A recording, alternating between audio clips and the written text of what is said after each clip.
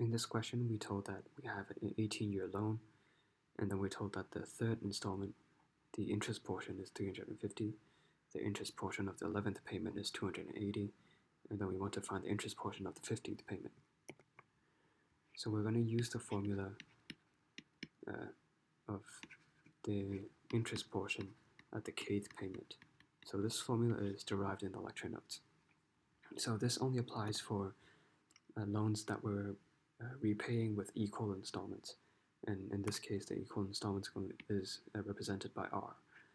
And then actually you can prove this formula pretty easily, so I'm just going to demonstrate it here real quick.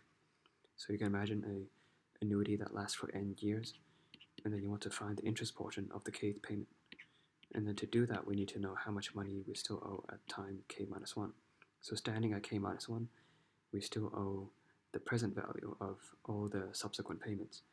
And there are actually a subsequent of n minus k plus 1 payments, and each payment is going to be equal to R. So you see that the amount that we still have, that we still owe at time k minus 1 is equal to R times the annuity symbol of n minus k plus 1 years.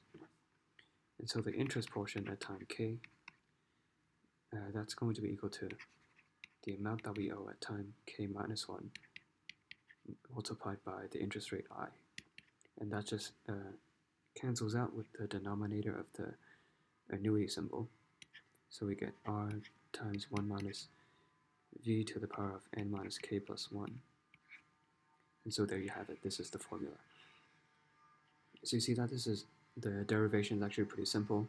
So I encourage you, apart from memorizing this formula, you should also try to have a good understanding of how this formula works, and which is what I've just demonstrated here.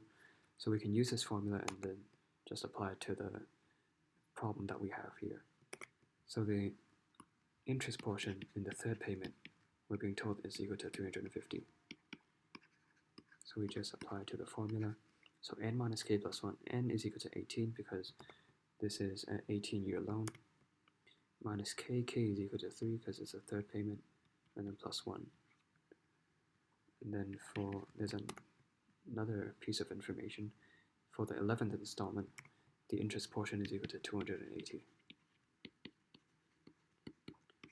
So 18 minus 11 plus 1.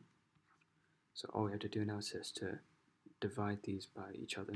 So this is the interest portion of the 11th payment. So obviously this is these are simple. You can simplify this with a factor of 70. So you get 5 over 4. And then here you get 1 minus v to the power of 16, and then 1 minus v to the power of 8. And then, of course, you can factorize this. So these cancel out. So you get 1 plus v to the power of 8 is equal to 5 over 4. So v to the power of 8 is equal to 1 over 4. And using this, we can just substitute this back into this formula. And then we will see that R is actually equal to, so we substitute v into this expression here. And we'll see that R is equal to 1,120 divided by 3. So now we have all the information that we need. Effectively, we've found the interest rate, and then we've also found R. And then just recall, we're trying to find the interest portion in the 15th installment. So we'll just get rid of this. So the amount in the 15th installment. So once again, we just apply the formula. So 18 minus 15 plus 1. So that's just R times 1 minus v to the power of 4. So v to the power of 4, you just take the square root of this, which is equal to 1/2.